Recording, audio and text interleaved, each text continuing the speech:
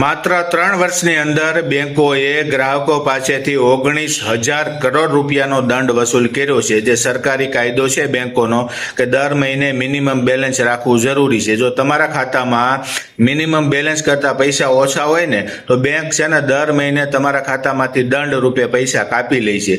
તો 3 વર્ષનો આંકડો જાહેર થયો છે। 19,000 કરોડ રૂપિયા સામાન્ય માણસોના બેંક ખાતામાંથી કપાયા છે। ત્યારે આપ નેતા રાઘવ ચેડાએ સવાલ ઉઠાવ્યો છે કે શું આ દેશમાં ગરીબ હોવું ગુનો છે કે શું?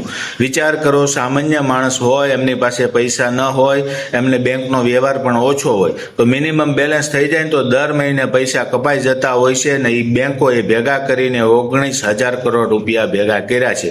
ત્યારે આના ઉપર સવાલ ઉઠવા લાગ્યા છે। ઘણા લોકો આની વિશે ખૂબ જાગૃતિ ફેલાવી રહ્યા છે કે આ નિયમમાં ફેરફાર કરવામાં આવે, કારણ કે ગરીબ માણસોને આ વસ્તુ ખ્યાલ પણ ન હોય અને એમના ખાતામાં પૈસા પણ ન હોય, તો આવી જ રીતે 19,000 કરોડ રૂપિયા વસૂલ કરવા એ ગુંડાગર્દી છે।